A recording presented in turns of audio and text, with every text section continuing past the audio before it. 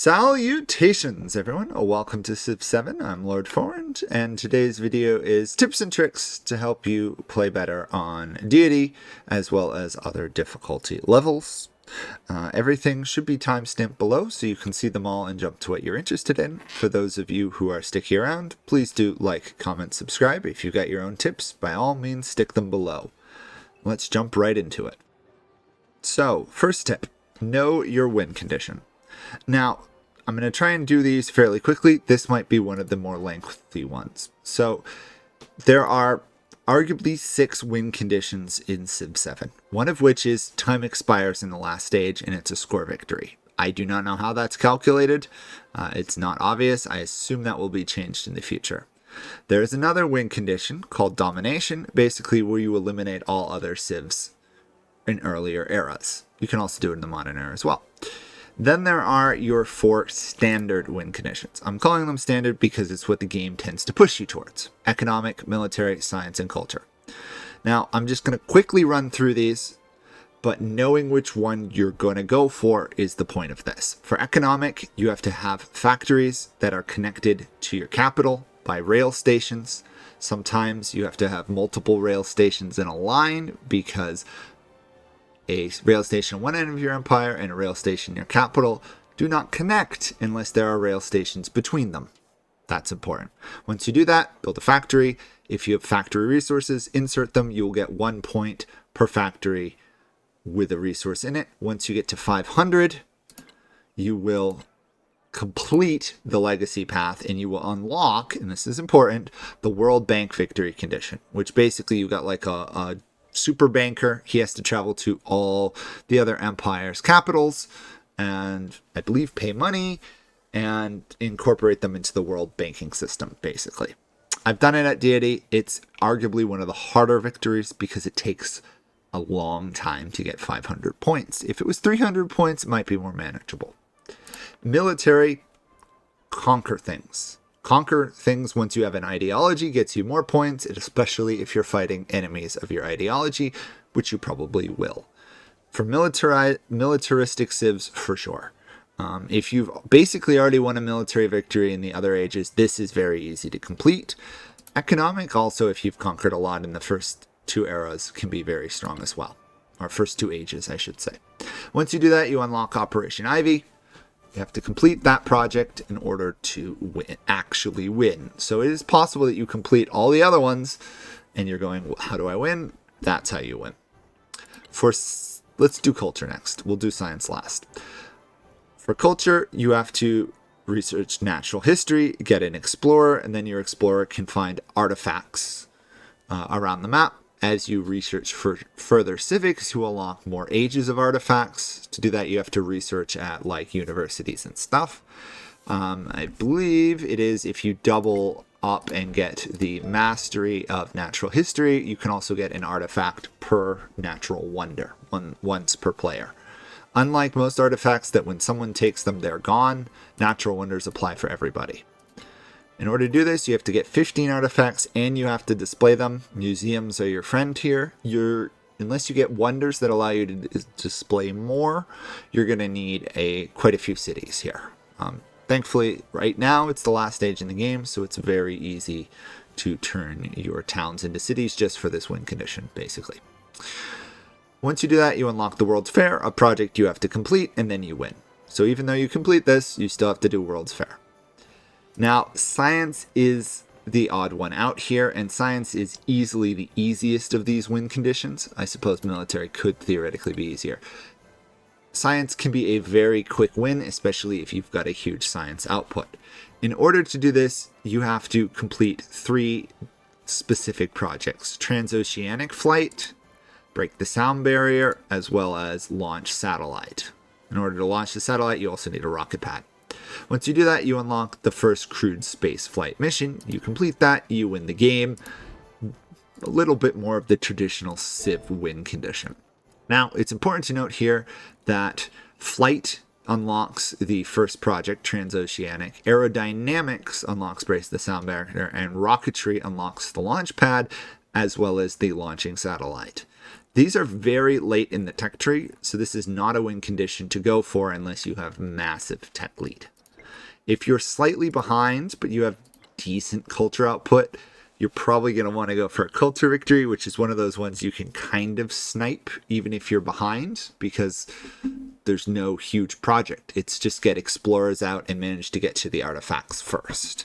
Economic and military, you need to kind of already be like the global hegemon already, massively large, massively productive to pull these two off. Science, you can pull off with a highly specialized small empire that's got one city with amazing production and complete policies. And culture is really a matter of, can you get several explorers out around the world? Have you already explored the world so you can see the various ruins? And then can you just beat other people there? Science victories, if done properly, you win by like turn 100. Economic, far later. Military, varies how fast you can conquer things. And culture really depends on, can you get to the ruins before anyone else does? Those are how you win the game. Now, I specifically said know your win condition, right? Knowing your win condition here is important, because to play on Deity, and in fact to play it even like Immortal, you need to kind of be going for a victory condition from the start of the game. By which I mean, if you intend to do a military victory in the final age, you need to have an empire that's either very large or heavily productive focused. The earlier eras are used to get legacy points, of course, to buy various attributes on the attribute tree here, right? This is just a starting one.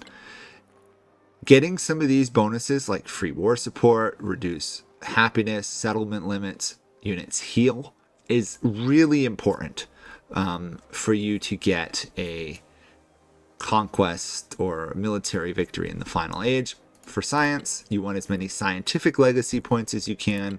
Cultural, little less useful, but still very important to get tons of culture.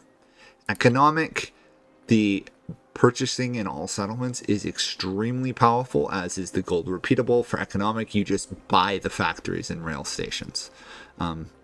Easiest done right now. The economic victory is easiest done on the Mughals. I'll just point that out. Expansionist and diplomatic, less useful towards your win conditions.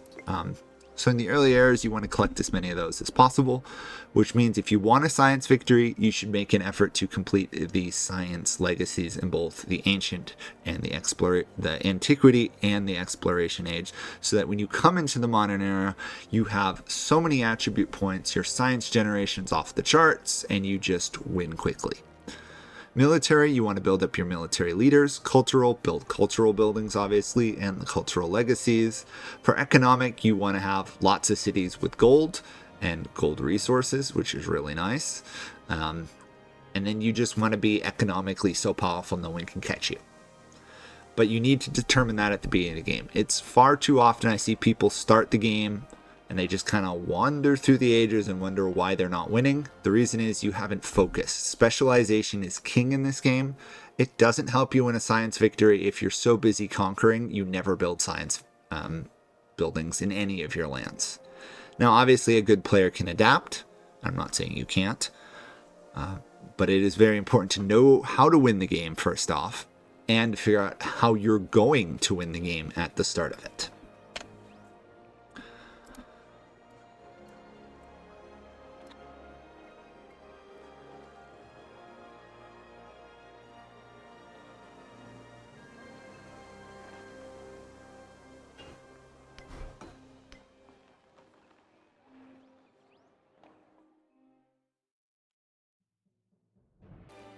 Okay, second point, and sorry, I'm probably not going to be able to cut that transition out.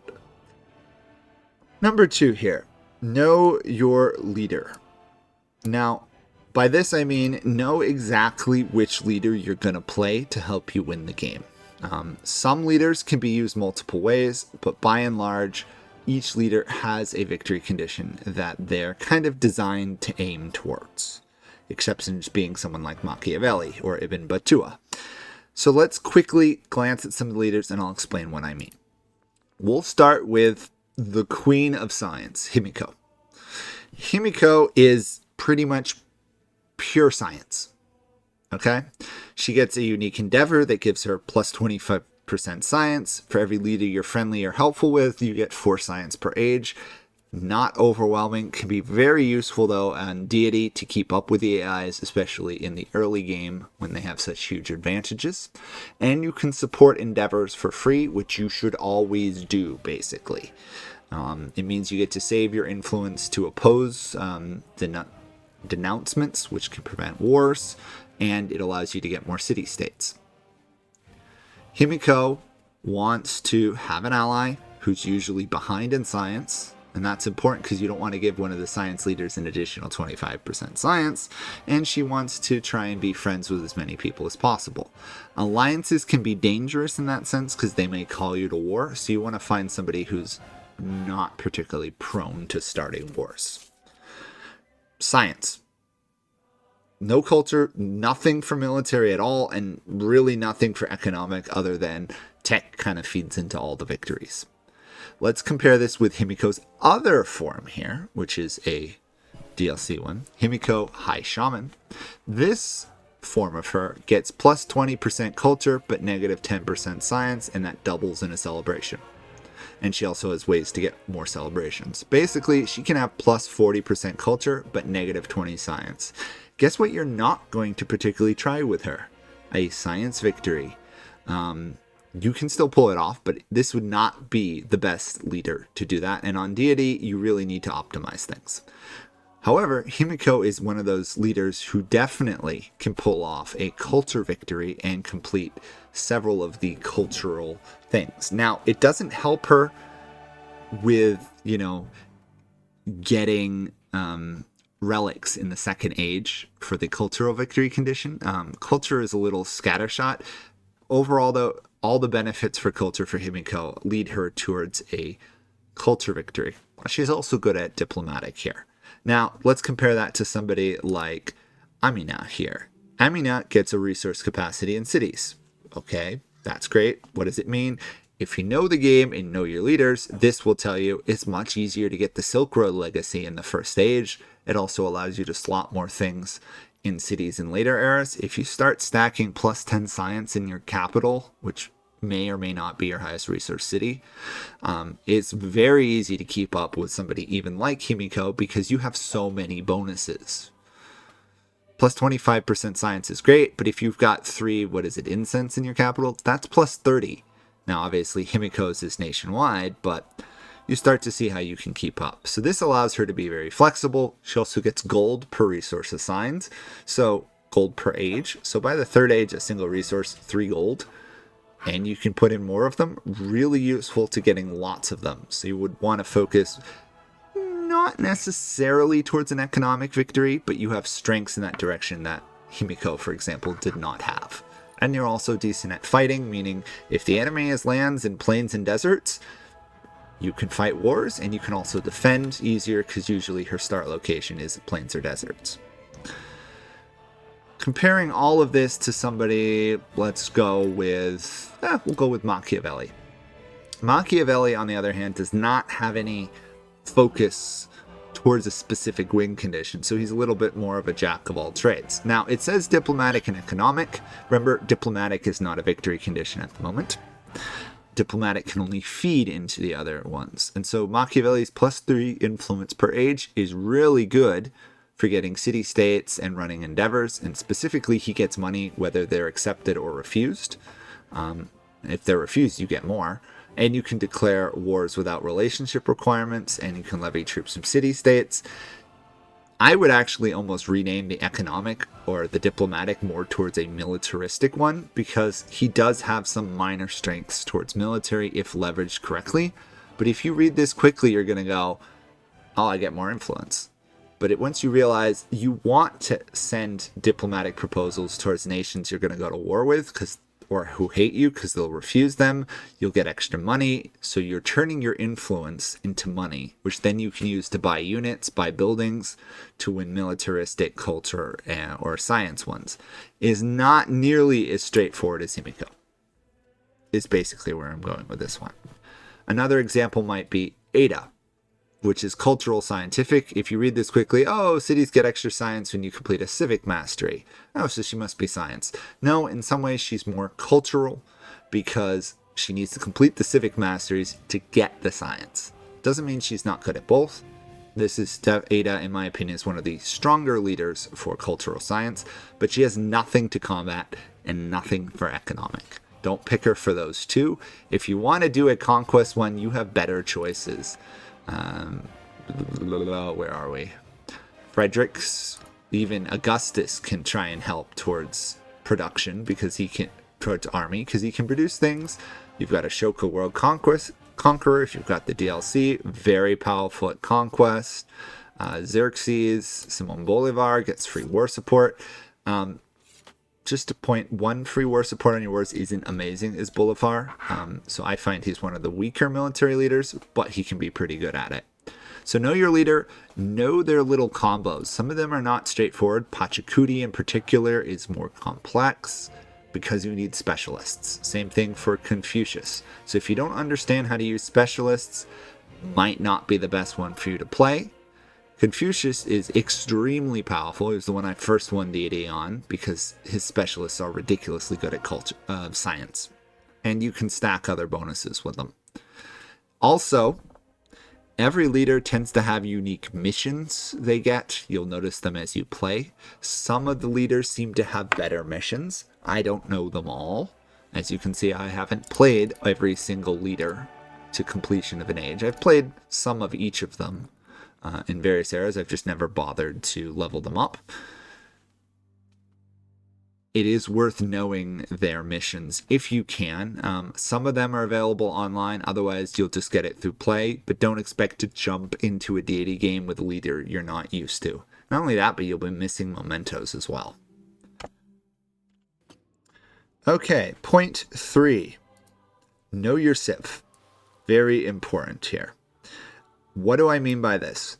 I mean, learn the civ you're going to be playing because they are not straightforward. I do want to apologize for this text being here. There is a bit of bug in the game right now. What I mean by know your civ is every civ has this great description which tells you all about it. The Maya, as you can see, you combine them, you get production, you get huge tech bonuses. Really good if you want to play a science game in the first stage and get a huge lead even for future eras. However, every single civ also has its own unique civic tree, and that is not here. I wish it was. If you're going to play a civ, really go and look up its unique civics and the various civic policies they get, because they are not all straightforward. I will highlight one example of this and just let you figure out the other ones. We are looking at the Chimer. Now, ignore Napoleon, he's totally pointless here. If you read this, you would say, oh, they're expansionistic and scientific. Okay, so they want to settle cities and do science. Okay, great. No, not necessarily. Yes, that's some of their strengths, but they have other ones. Most importantly, they have a policy right now, I imagine it will be nerfed at some point, that they get from the unique civic tree that gives them plus 100% happiness and food towards maintaining specialists. That is almost game-breaking. Not entirely, but it is absolutely amazing. In fact, Confucius Chimer is really strong for that reason. That is a third age policy that you get from, I think, communism, and you can get it in the first era. Other things to highlight: the Greeks can get influence. They can also get their leaders more experienced. I'm sorry, that's not the Greeks, is it? That's the Greeks. The Romans can get extra yields from their towns. Let's see what else. Persia can get extra, I think. They have a policy which is like plus 50% production towards infantry units, which is really strong in all eras of the game. But looking at their stuff here, you go, oh, okay, they have some extra combat strength when they attack. They've got a unique infantry unit and a unique commander. It already leads you towards military, but it's worth noting that that policy from Persia will last through the various ages of the game. So knowing your civ, especially knowing how your civ is going to contribute towards your win condition, can be very powerful. If you're intending to win the final era, With science or culture from like specialists, the Chimer is extremely good for that. If you want to go science and you want to maintain science, the Maya are great. They're unique quarter, huge amounts of production from your tech. The Greeks, you get gold from city-states. You better be getting city-states in the future. Now, this is just the Antiquity era. Obviously, the Exploration era has entirely different ones. I will point out some of my favorites. The Normans, I like their policies. They can be quite useful. Spain can be handy in various locations, especially if you're going to settle lots of distant lands.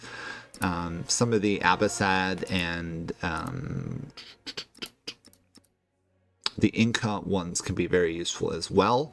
So learn your policies, learn how to use them, because once you hit the modern era, your policies should kind of stack. So that by the time you hit the modern era, your civs have been set up in a line so that each policy from the previous ages will help you towards your win condition. For example, if you want to conquer things in the final era, Persia's plus 50% towards infantry units can be extremely useful, especially combined with other civs, which might give you production towards cavalry units or something. Could be very useful there. So knowing your civ, go online, look up the policies, look up what the civics are before you attempt deity, or play a lot of games as one civ combo so you know what to do. But my recommendation is go look up all of them if you have the time, because some of their combos are ridiculous once you figure them out.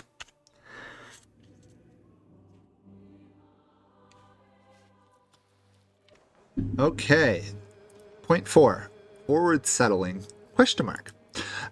Why am I putting a question mark here? So one thing I have seen in a lot of other guide videos, and they're not entirely wrong, is people emphasizing forward settling. Now, this is a concept that's existed for a while. I'll just summarize my understanding of it for everyone else. Forward settling is when you take your settler and you build towns, in this case towns, it used to be cities, close to your opponent's borders to kind of hem them in and restrict their growth, snagging unique resources, locations, choke points, prime city locations on rivers, for example. Now, a lot of guides will tell you to forward settle your opponent whenever possible, specifically even at the higher levels. I disagree to some level. I agree the point is well made, and depending who you're playing, can be very useful. However, I do not believe this advice entirely holds true for militaristic civs. Specifically civs that want to do conquest in the Antiquity era. And some even in the Exploration era. For example, I'm currently in this game, which I've already completed on my own time, is the Mongols. They want to conquer things in the Exploration age. Why do I argue against forward settling if you're a militaristic civ? Well, if you're a militaristic civ, you want to conquer things. Conquering a capital, especially on higher difficulties like Deity, is an absolute pain. The AIs have tons of military units. Usually they have walls. Usually they have a tech and science lead. It can be very difficult to take capitals. Not to say that you shouldn't take capitals if you can. Usually, on average, a capital is usually the best city in an empire in a standard game. At least in the first stage. Just because the other cities haven't had time to build up. Specifically, Carthage in particular, very powerful city.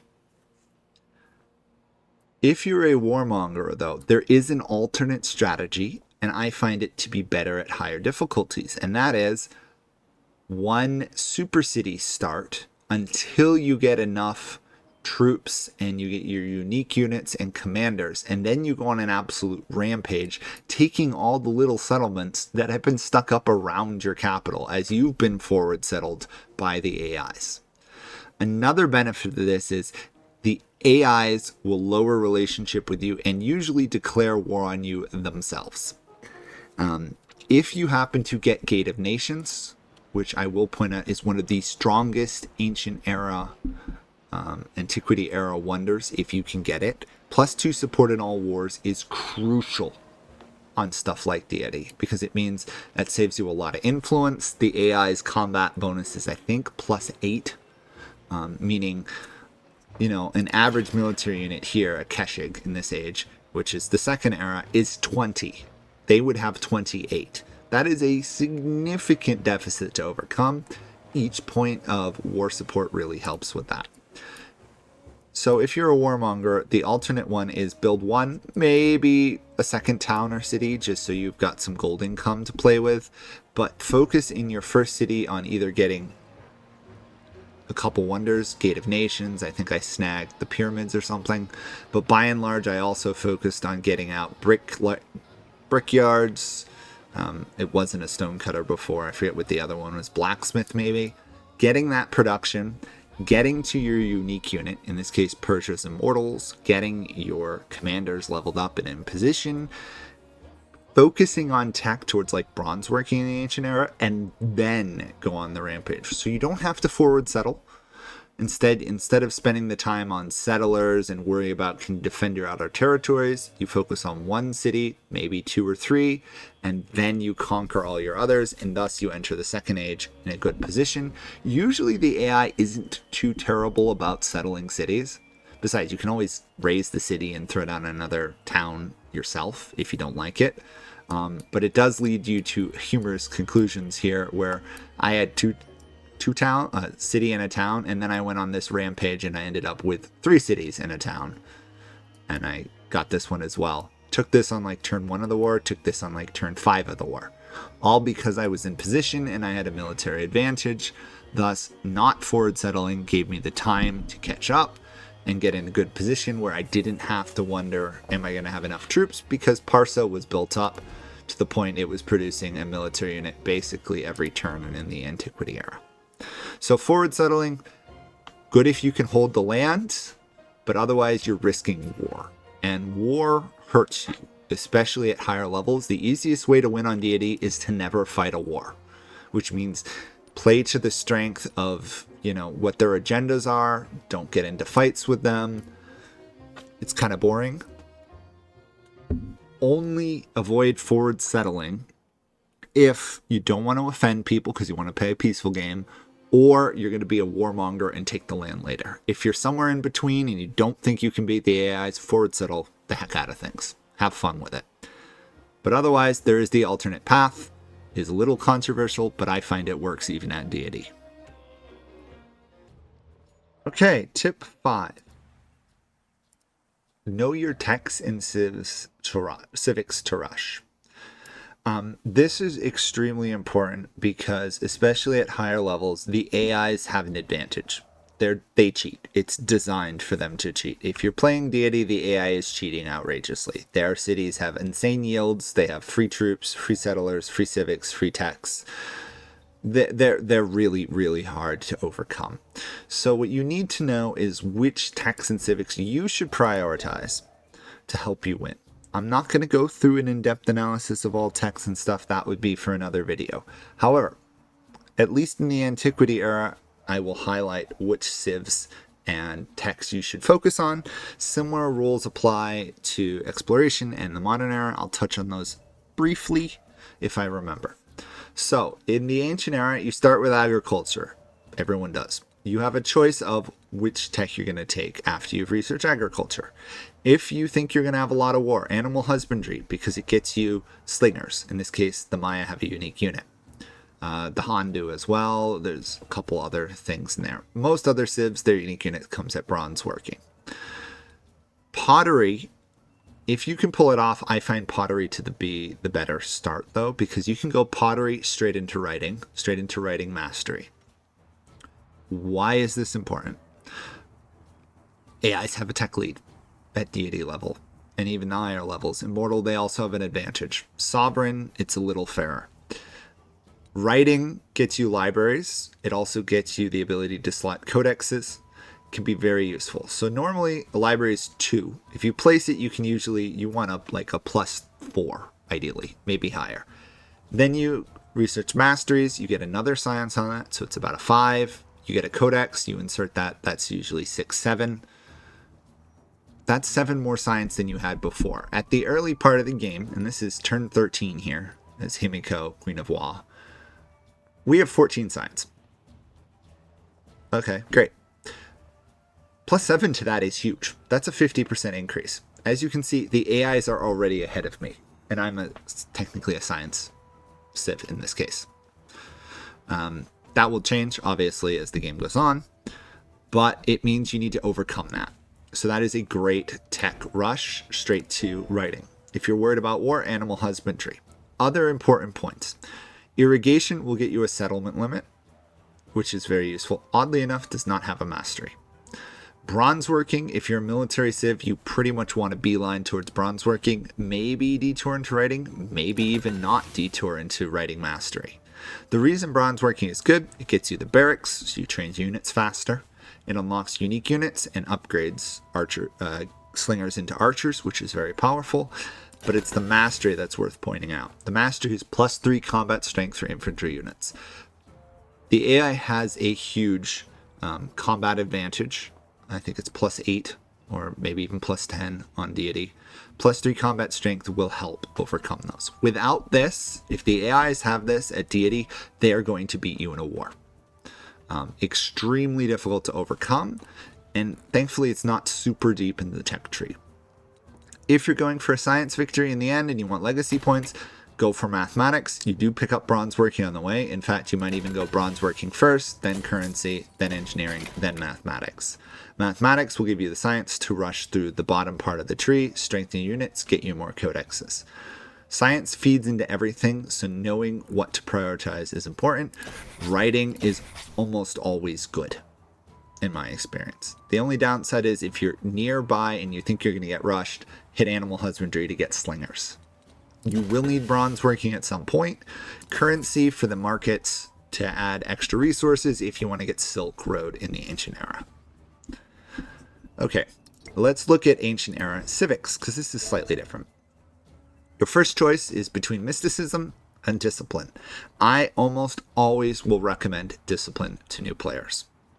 Mysticism is decent. You can get a good pantheon. At Deity, you're not going to beat the AI to it unless you get really lucky with goody huts / points of interest, right? Or you're the Maura where you can pick 2 pantheons, which is an exception. There's exceptions to most every rule here. Discipline, on the other hand, why do I prioritize it? First off, you get survey if you want to explore the map better. It's a decent policy. But most importantly, you get a free army commander. Army commanders are extremely powerful for wars, especially at Deity. Your commanders, on average, I found mine get to 8 or 9, just because of the amount of wars I fight. AI is usually declaring on me, not me declaring on the AI, just to point that out. The extra defensive bonuses are essential because the AI will have strong commanders and they have a military advantage. So you need a way to overcome that. Having an army commander early allows you to fend off the barbarian independent power attacks. Usually your commander will get to 2, if not 3, just fighting independent powers, assuming they're around you and they're hostile, which allows you to get into some like extra combat strength for infantry and range units, which allows you to defend, or if you're going to attack, much better. Afterwards, where do you go? A little bit up to you. I personally like getting Code of Laws fairly early because it gets you a merchant, which helps you towards Silk Roads, gives you money. If you want to do city-states and more diplomacy, you unlock Oratory, which is really nice. Build more merchants. It also allows you to get down here into the mastery and get a meal bell, which I personally find really useful. And another endeavor, but also diplomatic attributes. Very nice. Afterwards, where do you go? If you're going to go and conquer things, organized military and entertainment are important for the extra settlement limit. Some of these middle ones, literacy is nice. But honestly, by the time you get to it, this policy of literature, production towards science buildings, you've probably already built a lot of your science buildings. And trying to beat the AIs to these later techs is very difficult. The odds of you getting to future tech and future civic and an immortal game, a Deity game extremely low unless you perfectly optimize. Besides, some of these things here at the end are not amazing. Special shout outs here. Commerce's +1 research capacity will help you get to the Silk Road. So if you can snag it, can be useful. The other one is entertainment here. Rites and rituals, the policy you get from this, +2 happiness in all settlements, can be extremely crucial in handling crises that pop up at the end of the antiquity area. A lot of them have happiness problems. Also, if you're conquering things, +2 happiness will prevent revolts, which is really the only way a conquering empire falls apart. Now, all the civs have a unique civ tree. This is the Mayan one. In my experience, the unique civics of your civ are more expensive than everything after or before Code of Laws. So all of this usually is easier to research than the civics. They have a higher cost. Now, you may want to do the civics early. The Maya in particularly like this because they get culture equal to tech and science equal to civics. Allows them to really snowball. They also get, some unique bonuses towards happiness and stuff. Some civ want to do that early. Some want to do it later. Some, like the Chimer in particular, I mentioned, get that plus 100% happiness and food towards specialists, which is really powerful. Others, less useful. Overall, though, you want to complete the civics tree for your civilization because of their policies they give you. And again, if you know your civilization, you know which policies you want. The Maya here, +1 science and vegetated terrains and cities, extremely powerful if, for example, you have lots of vegetated terrain nearby. Now, in, say, the exploration era, there are several civics and texts that are extremely important at the beginning of the exploration era, and we'll start with arguably the most important one: exploration piety. So if you're going to get the cultural legacy in Age 2, you need to gather relics and put them in temples. Okay? To create a religion, you need, I think it's 2 temples. The AI will pick the best religion. You'll pick a religion, you'll get to pick religious tenets, most of which involve, or at least one of which will involve how you get relics. There are some extremely good relic religion policies, let's say. If you can get to those early on, it really helps your ability to complete the cultural one. Even if you devote very little attention towards it, you just, for example, get 2 relics when you convert another civilization's capital city, I think is one of them. Easily one of the strongest ones. You just send out 1 or 2 missionaries. You can end up with like 8 to 10 relics. And you can get other relics, of course, through various civic masteries, right? If you go economics first, all you get is merchants. Piety should almost always, 99.9%, be your focus. The exception, I think, is Majapahit, which it could be Chola. One of those 2 gets a relic when they complete their special district. Of course, that revolves around them having like 15 cities if they're going to attempt to gain all their relics that way. So that's easily the most important one to hit in the civic tree in the exploration age. Other important ones, some of these mastery limits, which add additional settlement limits, like colonialism, can be very useful. El Esquatorial, +3 relic slot, plus a settlement limit, +4 happiness on cities within range of the wonder. Extremely powerful wonder to get. If you get it and build it, you get basically +2 settlements. Extremely important for building a large empire. Can be very difficult to beat the AI to. So if you're going to go for it, you kind of have to go for it early. Another one here, Society, House of Wisdom. I find the AI almost always get House of Wisdom on me at high levels. I almost never get wonders in the second age just because of how good the AI is at generating culture. Now, in terms of science, the technology varies. You almost always want to start with astronomy.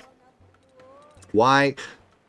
Observatories. +4 science. It's a science building that you get early on. You can get it, usually you want to put it down so it's like a +6.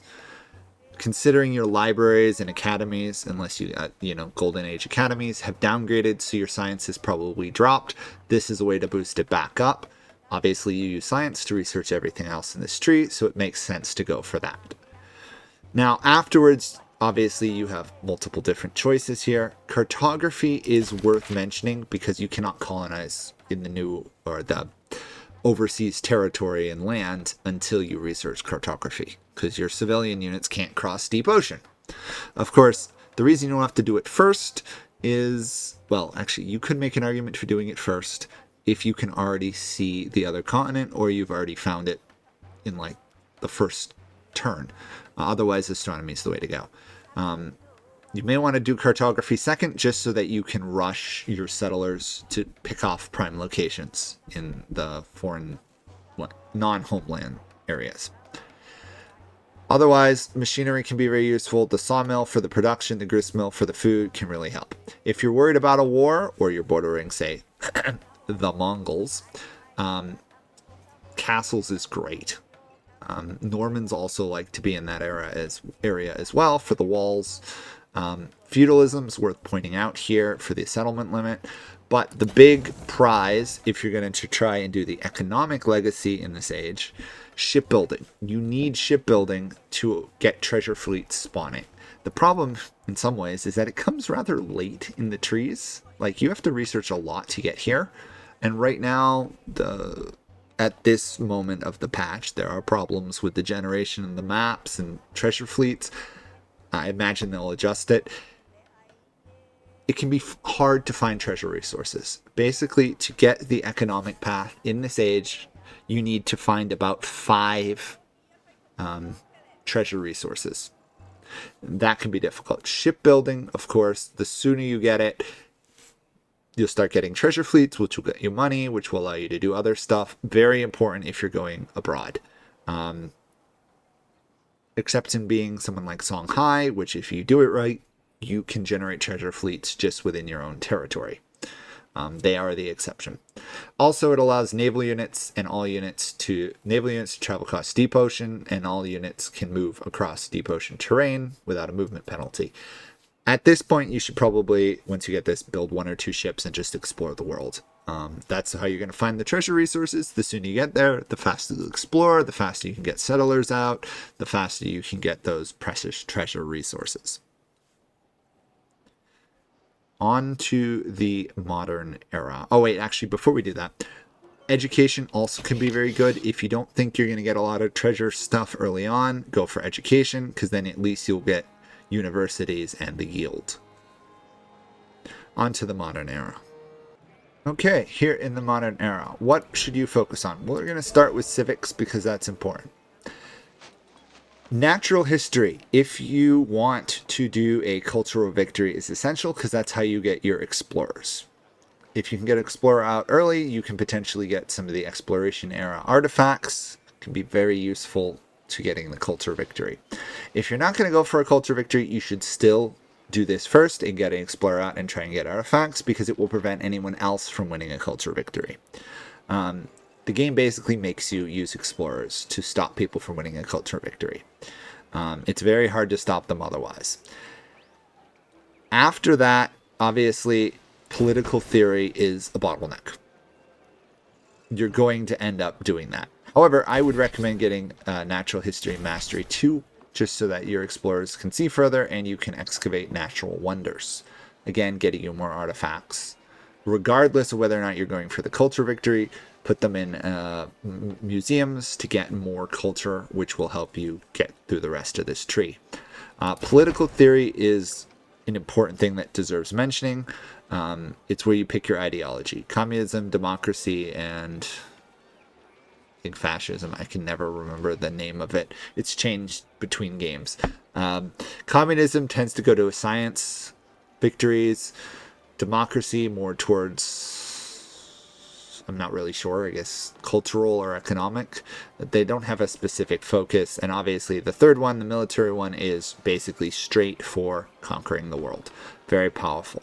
The other thing political theory gets you, and I mentioned this earlier, it gets you plus 100% food and happiness towards maintaining specialists. This is the Chimer civic policy that they get in the first era. Everyone else gets it here. At this point, specialists should be your focus. When you get population, unless you're grabbing a resource or you're just starting a new town, you're going to want to start putting down specialists. They will not cause as much trouble anymore. And in fact, you'll just be getting positives. Extremely powerful. And most importantly, you get a social policy slot so you can insert it immediately. So don't miss it. Afterwards, kind of depends where you're going. The big highlights here are settlement ones. If you've got city-states, hegemony is really nice. Other than that, none of these are that amazing, right? Just be careful unless you're trying to win a score victory, which you're probably not because there's no real way to tell who's winning. You really don't want to rush future civics. However, future civics do give you artifacts. So if you're missing one, go for it and you'll get an artifact. I suppose that is the one benefit. Obviously, don't neglect your special civics for your governments. Let's look at tech though. Tech is more important here in this era. So the first thing to think about is, of course, your win condition. Are you going for an economic victory? If you are going to probably want to beeline industrialization. Everyone else is going to want to hit academics. In fact, you can make an argument to hit academics even if you're going for an economic victory. Mainly because schoolhouses, and especially if you can get Oxford, lots of science, lots of bonuses, very powerful tech. If you don't think you're going to get that and you don't need the science, go for industrialization so you can get rail stations. Rail stations are extremely expensive, but they're how you connect your cities for an economic victory. So it's usually better to get them up and going before you get to factories, because factories require steam engines and combustion, and the way the game tracks towards max production, it will do steam engines, military science, combustion, then industrialization. You're better off hitting industrialization, going back, getting steam engines, combustion, and mass production. I will point out that ironworks is extremely useful for production.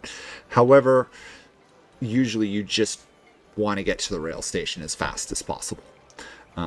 Then obviously you need the factories for an economic victory. Everyone else, it's just a huge production. If you're not going for an economic victory, there are other paths to take. If you're going for science, you're going straight for flight. So starting with academics, which the game automatically does, straight into flight, get your transoceanic, straight to aerodynamics. As you'll see, you're researching everything, so it really doesn't matter the order that much. Aerodynamics, get your project, and then rocketry to get the crewed space flight, as well as launching satellites. Future tech, not particularly useful for you here. The masteries in the final age is worth pointing out. The electricity one, +1 additional science. Most of these other ones, combustion will give you extra production, which is nice. But by and large, you don't really need food. Production of military buildings, a lot of these are kind of lackluster. In my opinion, the final age is not that good. So anyway, that's kind of what you want to focus on for civics and techs.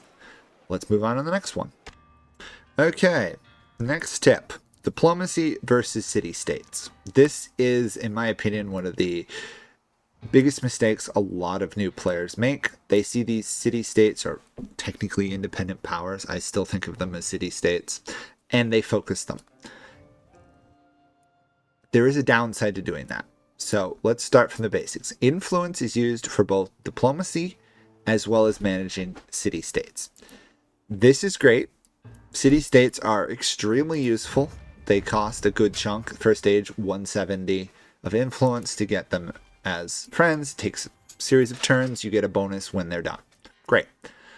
However, if you focus on city-states, now, slight aside here, if you're the Greek civilization, you are going to want to focus on city-states. Everyone else, though, you need to think about, are you going to focus on the city-states, or are you going to focus on actually not getting into wars with your neighbor? And the reason that's important is diplomacy is how you keep and make friends. You should always have, at least in the first era, and I'm mainly focusing on the first era here, because once you hit the second and third eras, there's less city-states, it's less of a dilemma. You should always have about 40 influence saved at any time in the Antiquity era. Because when you meet a civ, you get a choice how to greet them. Hostile, neutral, or friendly. You should almost always pick friendly, even if you're going to go to war with them at some point. Unless you're going to go to war with them in like the next 10 turns, because doing a good greeting with them gets you this nice plus 20 first meet. So as you can see, the bonuses, I've obviously met Ashoka. He's very close to my capital. My capital is right here. We're both wanting to settle this land. That could be a point of contention, and it will later on. The first meet is 20. I've supported several, I've done somewhat endeavors with Ashoka, and I've supported other ones, as well as his agenda is positive. He is not about to declare a war on me at this point in the game. Obviously, once I expand more, borders clash, there could be ideological differences in the last era. There could be a war. In the meantime, though, even on Deity, I have 2 friends, and Machiavelli basically is far enough away. I don't care about him. I will focus on becoming friends with him in this game. I have 3 people who are not going to declare war on me. This is ideal for Deity. The easiest way to win in Deity is never go to war. And even if you're a warmongering civ, not going to war is usually a better move just because of how hard wars are on higher level difficulties. Lower level difficulties, it varies. But suffice to say, one of the biggest mistakes new players make is they see the city-states, they go, I need 170 influence, I'm going to befriend all the city-states, get the great bonuses. Good for you, man. Problem is, a lot of your neighbors are probably going to dislike you, and you're also missing out on the easiest source of science. So if we look right now, we'll see I have 32 science. This is on Deity. This is good. How am I pulling this off? I have research collaborations, and because I'm Franklin, I have 2 of them going. But for everyone else, normally, if you do a research collaboration, it's 4 science a turn. Early on, if we assume I am 8 lower, right? I'm 24. Getting even 4 is huge. If you do the first leader you meet, you do a research agreement with them, you're probably about 10 to 14 science. Plus 4 science for like 10, 20 turns is huge. You really need to do it. One thing the AI does very well is do research agreements and culture agreements with other people. Now, obviously, you cannot send it yourself and just accept them when they send them to you. But by and large, you want to start the endeavors because then you can pick who gets your science. Like, I probably don't want to be giving Ashoka many more research collaborations because he's leading me in tech. I could focus on Machiavelli and Lafayette. Far safer, keeps him down, keeps me up. Culture is a similar thing. It's usually worth having one going if you can pull it off because it will get additional stuff. Now, obviously, you have to unlock them, and that takes time, but I'm not going to go into that. Suffice to say, you want to strike a good balance between diplomacy to prevent wars and get allies, and get city-states. In my opinion, the worst city-state to focus on is the money city-states. Tech and culture are really good, especially if you just get one of each, because you can get the free tech and civic. Military is great if you're going to conquer things, because you can build up your combat strength, and the more city-states you have, the stronger you are. Greece is ridiculous at this. The other exception is if you have a hostile city-state and you can't really take it out because it's in a bad position, definitely spend influence on them. Otherwise, wait. The AI does not necessarily rush relations. People always panic. Yes, you're going to get maybe 1 or 2 less city-states. It's not game-breaking. At deity level, city-states are not going to win you the game. Even on lower levels, it's a bit of a trap. Mainly because they're there on the map taking up land. You could kill them, take the land. You could also be friends with your neighbors so that you can then develop more without a war. Developing without a war is really important. So in this case, as soon as I met Ashoka, I started sending him as many diplomatic endeavors as I could afford while still saving up. And yes, you will save up for them because you can only run so many endeavors with people at once. As you can see, I'm running a lot of endeavors. I'm still getting good influence. I'm still getting city-states. So don't overly focus city-states, but also don't ignore them. And that, of course, is the tip. Diplomacy versus city-states, find a good balance. Know what the balance is. It's not one way or the other, unless there's no city-states, in which case there's no question. Moving on. Okay, number 7 of tips. Towns versus cities. When and where do you do this? So, this is one of the great questions of Civ 7 is towns versus cities. What is the difference? Let's start from the very basic and then I'll explain more. So your cities are your source of science and culture. Your towns are the source of food and gold. Okay? And gold is the big thing for towns. If you wonder how you make gold and how some people are generating absurd amounts, they tend to have a lot of very good towns. Because if you look at the description of even just the base growing town, all of the town's production is converted into gold. So every single one, if I buy this saw pit and put it out, is worth 1 more gold a turn. Now, obviously, you don't necessarily want to put these in there because it would take like 180 turns to repay itself. So quite some time. But the terrain here, this Pangea title is 1 food, 1 production. The reality is it's 1 food, 1 gold. Okay. You have various town specializations. Let me pull up one I could specialize here.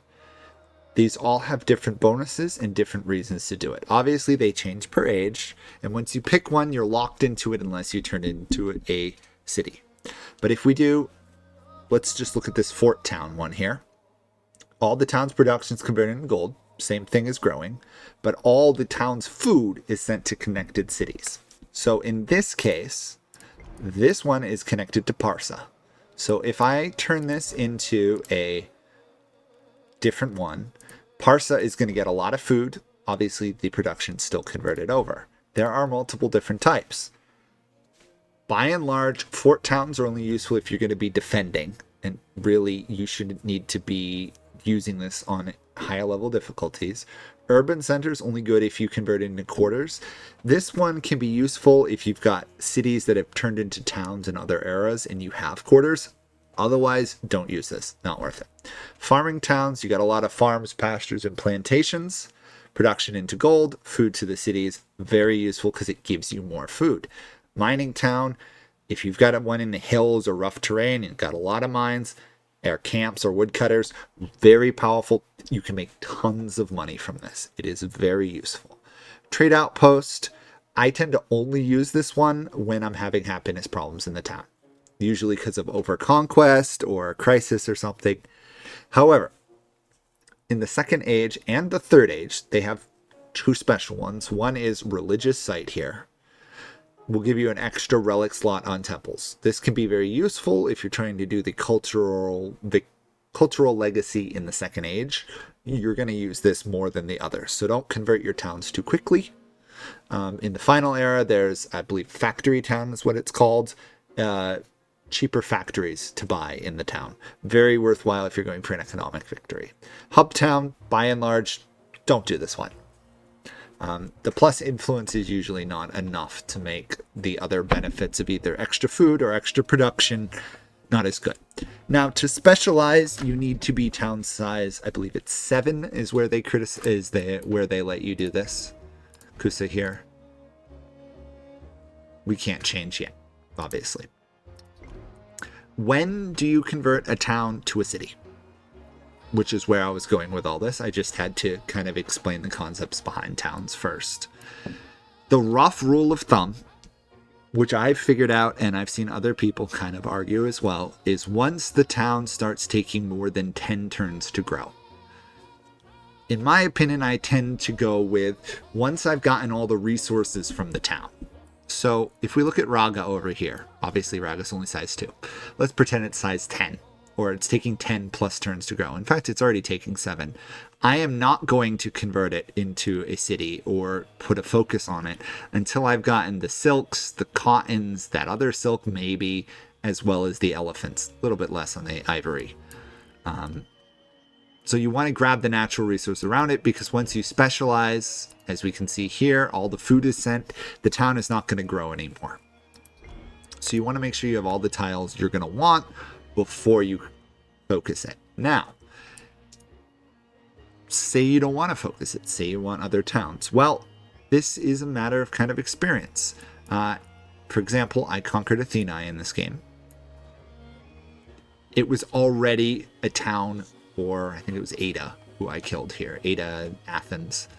Ada Greek had Athens as their capital. They had already built several of these buildings. Like, I didn't build these. And obviously now we're in the second era. I converted this into a town very quickly because I knew its yields were already fairly good. They're worse now. If you conquer a town, or conquer a city, the by and large rule I find is you want to make it a city again. Sometimes you want to leave it as a town, but for example, Kusa here, right, doesn't look like it's an amazing town, right? It doesn't have a lot of natural resources. It's got 2, potential of getting 2 more, nowhere near them. This might actually not be the worst city location because there's flat terrain. Sadly, a lot of it's desert, which isn't as good. But there's flat terrain around, meaning I could build quarters.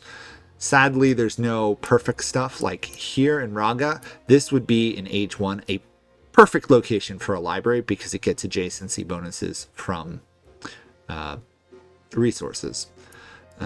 So you basically want to figure out where to do it. Pathragardi up here, not a great city location, the reality is, because I've already used up some spaces with Paradisias. I don't know how to say that, my apologies. It's also got some volcanoes. It's got a navigable river that's really going to mess up my urban districts. Basically, my only urban districts can kind of go to the south where I have to build over. Not particularly great. So wide open areas are good. Thera here, absolutely terrible for a city.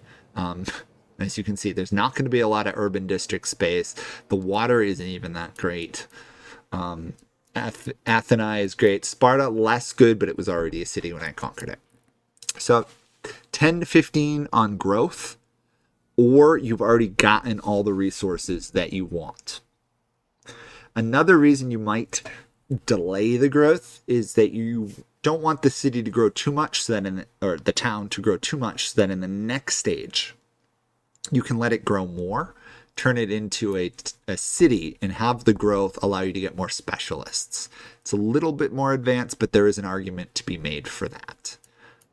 By and large, though, 10 to 15 turns growth, or you've gotten all the resources, then specialize it or turn it into a town, make up your mind.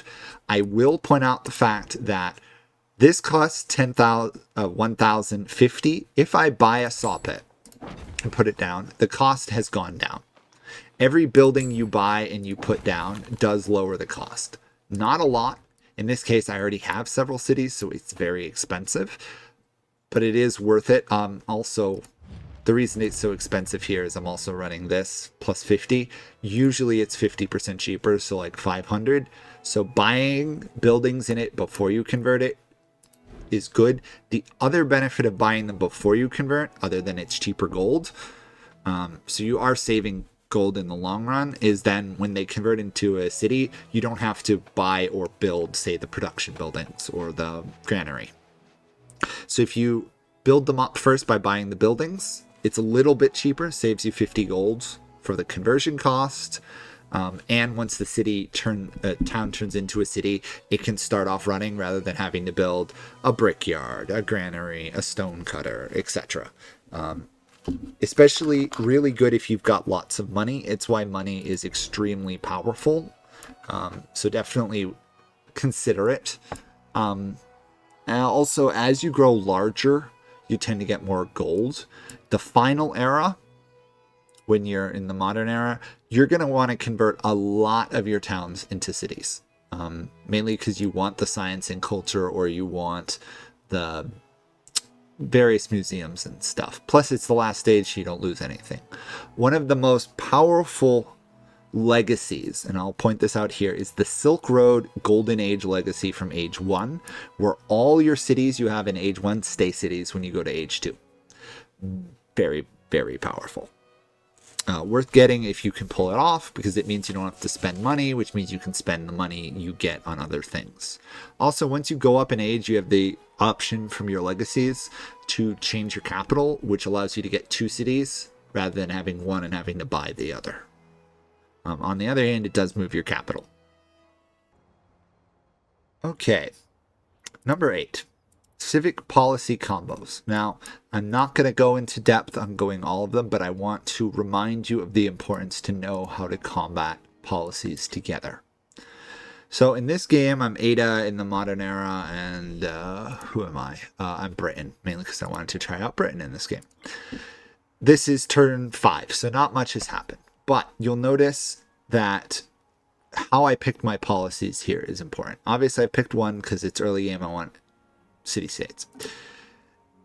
These are the leftover policies from the previous era, the main, because I was the main. The +1 science on each resource, +2 science on gold buildings, +2 gold on science buildings, resource assignments, and I was the main. It means that the combo of me simply, can I take this off? Nope, it's not letting me take it off. Odd. The simple matter of assigning a resource to these cities is giving me a fair amount of science, and also the more science buildings I build, the more money I make. I build gold buildings, the more science I make. It's a self-reinforcing cycle. Policy combinations are how you get absurd numbers. This is not a game with absurd numbers. I'm going to pull up one with, if I can find it. Okay, here's an example of some combos. So this game, and it's a lot. I'm playing as Isabella. I started as Egypt. I got lots of stuff. This is a deity game that I would go on to win. You'll see I have over 1,000 science. Obviously, it's nothing on Lafayette, who has almost 1,500, as well as 4,000 culture. However, I started the age with about 600 science, and I'm turn 108, so obviously I built stuff, but it's the combos of policies that have made a difference here. So I'm Isabella, who doubles yields from natural wonders. Great. I have a policy called Land Heritage, which is +6 culture on natural wonders. What does this mean? That means this tile, because it's 6, doubled because of Isabella, is giving me 12 culture per turn. It's a bit nuts, right? It's a 48 yield natural wonder tile. It is absurdly powerful. There are a lot of policy combinations, sorry, I misclicked there, that can make a difference here. The other thing is combos for specialists, right? This is a good example here. I am taking 3 gold from 3 science from specialists, -3 gold, +2 science from specialists, +2 culture from specialists, cheaper maintenance of specialists, +6 food for specialists. All of which is making some of my yields of tiles. I don't think I've got a great example here. This one's a 50. Let's see, I have some other really high ones. I can never remember where they are. Here we go. This is a mortuary temple. I've stuck 3 specialists on it, 3 out of 5, so I could do more. It's 104 yield flat desert tile. It's extremely useful. A lot of that is from specialists. Obviously, there's adjacency bonuses and the like, but specialists are the way to go, and this is a great combo for specialists. Now, if you were somebody like Confucius, which also has bonuses towards it, it's great. The other thing here is this La Reforma and Order in Progress, +1 science and cultures for every tradition slotted into the government. You'll notice a lot of these are traditions. Obviously, I've changed away from some up here because I've got a bigger bonus, but I did have all of these on. Even if I didn't need combat strength in distant lands, just having that in the government compared to, say, +2 gold per resource or something would give me significantly more culture and science. I will point out a lot of these combos occur at the end of ages, which is why some of the final texts and policies, you see all of a sudden someone skyrocket. You want to find those hit points. They're usually either from your attribute tree, where you get like +1 science per resource, but they're also in some of the texts. You get like +1 production or from adjacency, or plus on specialists, or you get specifically some of the crisis ones, +2 science on science buildings, but -4 gold, I believe, is one of the Antiquity era crisis. That is huge. You lose all your gold, basically. You may go broke, but your science suddenly skyrockets. Very powerful combos. Keep your eye out for them. I would say that is one of the most essential tips for this game, is knowing how to use policies properly. Okay, so last tip, or 9th tip here. There's 10 tips. Wonders. Everybody is always wondering about wonders. Ha ha ha. What wonders should you go for? I'm going to make this very quick and very simple if I can pull it off. Any wonder that gives you an attribute point should almost always be focused on. So for example, Hagen Gardens, +1 expansionist attribute. Very useful. Pyramids, +1 golden production on minor settlements. Less useful. The AI, especially on higher difficulties, is going to get a lot of these. Most of your wonders come from civic trees. There are a few exceptions. One of the strongest wonders in the game that you can get almost always versus high-level AIs is Gate of Nations. +2 war support on all wars goes a long way to helping you win wars or defend on Deity. Mundo Perdido is great. The AI focuses this one very hard, so you're probably not going to get it. But if you can, something like that is good. Some less good wonders might be the Oracle. 2 culture, you get 10 culture per age on narrative events. And you get a fair amount of narrative events, but you could have an attribute point that could be better. I would much rather have, for example, Emil Bell, +1 diplomatic attribute, than have the Oracle. Since you can only focus on some of them, you want to find the ones that give you the largest bonus. Like +6 influence seems great in the ancient era, becomes less useful in the exploration and modern eras, where something like Mausoleum of Theodoric, which by the way I've never gotten because the AIs rush this thing like you wouldn't believe, +1 militaristic attribute is huge. If you're playing other people, great to get. That in Gate of Nations, you could have +3 on all your wars. Extraordinarily powerful. However, something like, where's the one I wanted to show you guys? This one. Nalanda. Gain a codex, has 2 codex slots, +1 science attribute point. Is worth building for the science attribute point. The +1 code has 1 codex, has 2 codex slots, is not worth building it for. Because codexes are mainly only used during the first age, and it's already late in the tree, you get an additional codex. So basically you get 2 codexes from this tech if you build it. Great for that, but you can get codexes other ways, easier than taking up a slot. The other thing to remember is every single wonder you put down, I can't put one down in this case, that tile is gone for the rest of the game. It's part of the reason they allow you to change your capital between ages, because if in the first era you play Egypt, you get all the wonders, all of a sudden you're missing like 7 or 8 tiles in your capital that you can never overbuild, you can never get adjacency bonuses from. Wonder cities are great, but you have to think about what you're losing. Because yes, I could, because I'm Ben Franklin's era, I could build the Oracle and get lots of culture.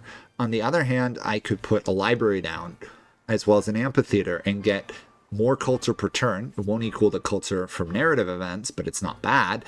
And I also get science. And I can overbuild it for later and put specialists on it and get bigger bonuses. Something like that, or even worse, in my opinion, the Wei Yin Palace. A tile that is +3 influence plus the base yield isn't bad, but it isn't good.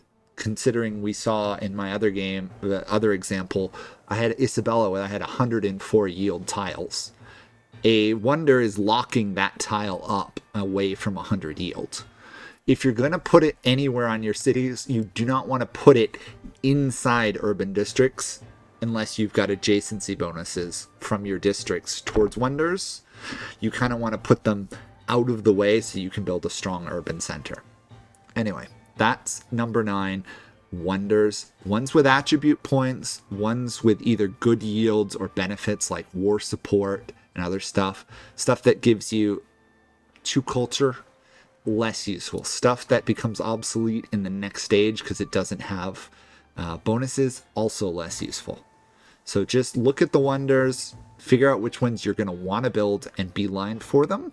If you're attempting to go wonders, in my experience on Deity, you'll maybe get 2 to 4 wonders unless you really are like Egypt or you focus on it. Okay, final tip. This is quick. This is easy. It's really stupid, but I see it being made a mistake. In Age 1, get a coastal city. That's literally the tip. No.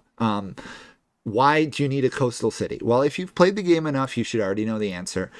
In the second era, if you want to build treasure fleets, you have to colonize overseas.